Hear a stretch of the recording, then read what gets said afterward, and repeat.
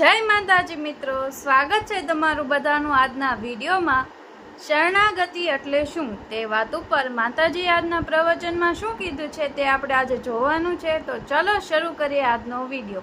જય ખુખારમાં મેલડી।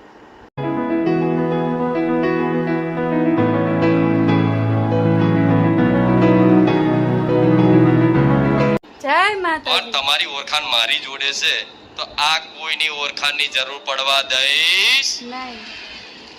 એનું કારણ શું છે? તમે કોના અધીન છો? અધીન મતલબ શરણાગત। એ ક્યાંથી ખબર પડે એ કહું। તમે માતાજીના શરણમાં વાસ્તવિક છો, અધીન છો માતાજીના, એ ક્યાંથી ખબર પડે? જ્યારે કોઈ આફત મુસીબત આવે, અચાનક કોઈ આફત મુસીબત આવે અને પહેલા જે સ્મરણ તમને યાદ આવે જેની, એના તમે અધીન કહેવાઓ। હવે તમને ધારો કે કોઈ મતલબ દીકરાઓની વાત કરું કે કદાચ કોઈએ બારેજા ધામ આવતા હોય કે કઈ પણ જતા હોય, પૈસા બહુ હોય ને પોલીસ વાળા હાથ મારે તો પહેલું જે તમે જેના અધીન હશો, જેના શરણમાં છો એ તમને યાદ આવશે। જો તમે કોકની ઓળખાણના દમ ઉપર જીવતા હશો ને કે મારી બહુ ઓળખાણ છે તો તમને એ વ્યક્તિનું યાદ આવશે, લાય આને ફોન કરી છોડાઈ દેશે। પણ જો તમે મારી ખુખારી મેલડીના શરણમાં હશો તો હું ખુખારી મેલડી યાદ આવીશ કે માં પૈસા નહીં જોઈ લેજે। થાય કે નહીં આવું? હા માં। છોડતી દેતા એવું ના કહેતા, લાયસન્સ ના આવે તો પકડાય તે બે દંડાય મારે। આ શું કહે તો દાખલો આલું છું। તમે લાયસન્સ ના રાખો, કાગળિયા ના રાખો તો પોલીસ વાળા હાથ મારીને લે ને પૈસા। શું થયું? આરસી ભલે રામ, આવું ના કહેતા તમે। તમને યાદ કોની આવી? તો તમે મારા શરણમાં છો। અગર તમે કોકના અધીન હોત, તમારું જીવન કોકના નિર્ભર ઉપર, કોકના આધાર ઉપર હોત તો તમને કોઈ વ્યક્તિ, મોટા વ્યક્તિની યાદ આવત કે લાય હું આને ફોન કરી દઈશ, મને છોડાઈ લેશે। પણ બધાની ઓળખાણો બધી હોય, પણ જેની ઓળખાણ મારા જેવી રોમ વાળી મેલડી જોડે થઈ જાય, મારા રોમ જોડે થઈ જાય, અને દુનિયામાં કોઈ ઓળખાણની જરૂર નહીં પડતી। હા માં। આ અધીનતા, આ શરણાગતિ કહેવાય। એટલે કઈ બી અચાનક કદાચ ડોક્ટર દવાખાને ગયા, દવાખાને ગયા પહોંચ્યા, તાવ આવ્યો છતાં ડોક્ટર એવું કે રિપોર્ટ કઢાવવો પડશે। એવી વાત કરતા તમને હું ખુખાર મેલડી યાદ આવી જાઉં તો તમારે માની લેવાનું કે તમે મારા શરણમાં છો। સાચું ખોટું? સાચું માં। અને તમારી પ્રાર્થના સાંભળી લઉં છું। ઇન્જેક્શન લેવાનું હે જગ્યાએ ગોળી પતાય આલું, બાટલો ચડાવવાનો હોય તો ઇન્જેક્શનમાં પતાય આલું, મોટું ઓપરેશન કરાવવાનું હોય તો કદાચ નાની એવી ગોળીઓ દવામાં પતાય આલું। થાય છે ને આવું? હા માં। મોટા હું એવું કઈ નહીં બતાવતી, મારા કહેવું નહીં, મારે તો ધીરે પરચા લેવાનું બંધ કરી દેવું છે। જેટલા લઈ જવા શું ના હોય રહી છે કહો? હજુ હાંભરવા પરચા? અરે પણ હજુ જેટલા હાંભરશો, આમ ઉભા રહ્યો તો હમણાં બતાવું કે બારેજા ધામ આવવાથી ને ઘેર બેઠા વિડીયો જોવાથી કોના જીવનમાં મારો પરચો મળ્યો? જોઈ લો બધા, જોઈ લો 75% તો આમ જ છે, 25% એવા હશે કે જે નવા આયા હશે। ભલે એમને મળશે, કોઈ વાંધો નહીં, પણ પરચો લેવો હોય તો નમ્રતા, શું કીધું? નમ્રતા, દૈન્યતા, ગરીબ જેવો ભાવ, ભાવિક ભક્ત જેવો ભાવ, પ્રેમ ભાવ, મને માતાના આલશો મારો 100% પરચો મળશે। એટલે તમે મારા શરણે છો। જો આ વાતે બધું તમને થતું હોય, દવાખાને જાઓ તો હું યાદ આવું, કોઈ મેટર થાય, ઝઘડો થાય તો હું યાદ આવી જાઉં, પણ ઝઘડા મને સંભાળવો નહીં, મારી ખુખારી મેલડી જોશે। અને મને ઝઘડો બાજવા મોકલશો કોકની જોડે એ નહીં સારું। એનું કારણ છે કે કોકને તમે મોકલો, હું ગાડી નહીં કે કોકને એમને નડી જાઉં।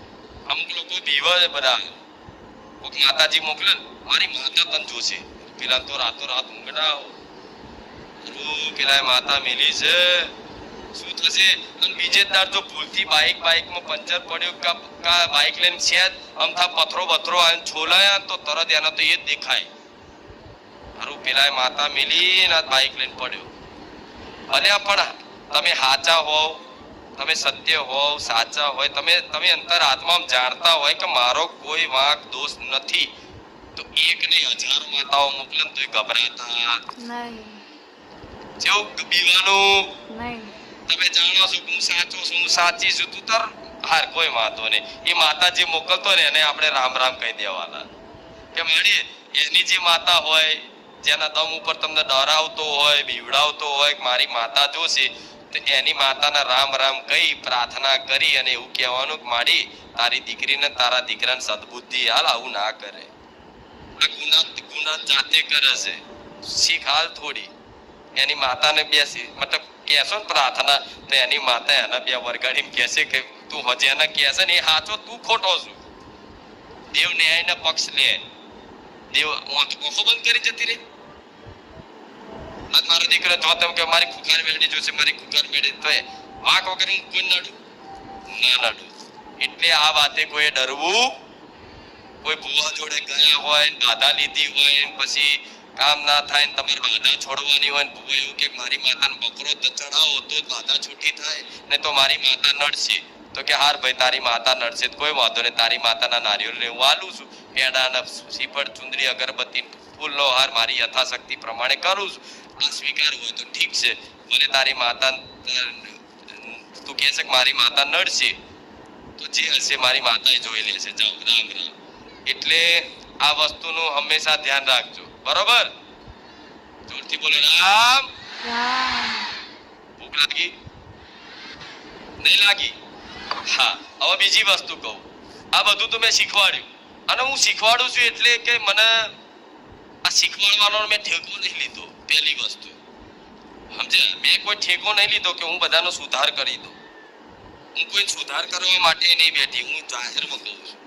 પણ આ તો મારા ભગવાને રચના રચાઈ છે, તો હું તો બોલું છું. તમને સારું લાગતું હોય તો સ્વીકાર લેજો, નહીં તો મારા કોઈ ઠેકેદાર નહીં. હું માતા હું બધા સુધાર દઈશ ના. હું તો બોલું છું. તમને મારી વાણીનો પ્રભાવ પડતો હોય, જીવનમાં અમલ કરતા હોય, સારું લાગતું હોય તો તમે તમારા જીવનમાં અમલ કરી જોજો. અને અનુભવ થાય કે માતાજી જે બોલે સત્ય છે, તો કોક દાડ યાદ કરીને રામ રામ કહી લેજો તોય હું રાજી છું. મને સ્ટેજ ઉપર કાનુમાં નહીં કહેવા આવો તોય ચાલશે, કોકના નહીં કહો તોય ચાલશે. તમે જોડોનું માતા જોડો, બરોબર ને? પણ ના, મારી વાણીનો પ્રભાવ પડે છે. મારી વાણીને લોકો ધ્યાનપૂર્વક સાંભળી હૃદયમાં ઉતારીને જીવનમાં અમલ કરે છે, અને જે અમલ કરે છે એનું આખું જીવન પરિવર્તન થઈ જાય છે. એવા એક નહીં લાખો ભાવિક ભક્તોનો અનુભવ બોલે છે.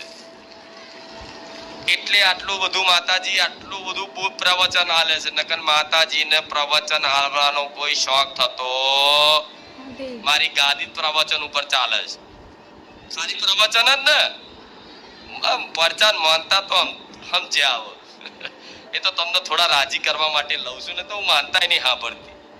આખરું છું તું એ કે હા હા હા હા હા ભલે રામ રામ એમ કરીને તમને એવું લાગે કે મારી ખુખાર મેળી આવા કામ કરે છે. વિશ્વાસ અપાવવા માટે, એના માટે હું માનતા ને એવું લઉં છું. નહીં તો આખી ગાદી પ્રવચન ઉપર જ ચાલે છે. અને તમે પ્રવચન જ સાંભળવા આવો છો ને કેટલા લોકો? બધાય જોઈને હું એટલે બોલું છું આટલું બધું. અમુક નવા આવતા હોય તો આવું કહે છે કે અહીં તો હારો આપણો નંબર જ ના આવે. આ તો કે બે કલાક બોલ કરે. એટલે તારું કામ નહીં તો તું ઘેર રહે. અહીં તારું કામ નથી. અહીં તો ધીરજ વાળાનું કામ છે. અહીં તો સસલાન જેમ દોડે એવાનું કામ નહીં. એ તો કાચબાની ગતિએ ચાલવા વાળાનું કામ છે. ખબર છે? સસલાની ને કાચબાની વાર્તા સ્કૂલમાં સાંભળીએ છીએ. પેલા કાચબો સસલું વહેલું જાય, કાચબો ધીરે ધીરે જાય. એટલે ધીરે ધીરે ચાલવાની ગતિ એ તમને મારા સુધી પહોંચાડી શકશે. ધીરે ધીરે ચાલવું મતલબ ધીરજ. બધું સાંભળશો, બધું સારું લાગશે. આ બધી વાતો હા મારી સાચી વાત છે, આનંદ લાગશે. હા કંઈક નવું જાણવા મળ્યું, કંઈક નવું શીખવા મળ્યું. ઉત્સાહ થશે કે લાય હવે તો મારું જીવન આ રીતે જ જીવવું છે. જ્યારે દુઃખ આવશે ને તારે મને મેણું મારી લેશો. થાય એવું દુઃખ વેટાય, દુઃખ ઘેરાય. તો કોક દાડે કે મારી મેં તો આટલું બધું કર્યું છતાંય આવું દુઃખ તે દુઃખમાં તમે જોતા હોય, મને કહેતા હોય તો એ દુઃખનું ચિંતા કરવા વાળી હું મેરડી હર હંમેશા મારા ભક્ત ઉપર નજર રાખતી હોય કે એને શું દુઃખ છે. અને મેં માતાએ શું કીધું, ગમે તેવી પરિસ્થિતિ આવી જશે, કદાચ ખાવાનો રોટલો નહીં રહે, ઘરમાં દોણો નહીં રહે, પૈસા નહીં રહે, બધી રીતે તમે તૂટી જશો, છતાંય તમારો ભરોસો 1% ભરોસો એવો છે કે આજે તમે એક રંક છો અને કાલના દિવસમાં મોટા રાજા બની જાય, એનું નામ માતા કહેવાય. હા માં.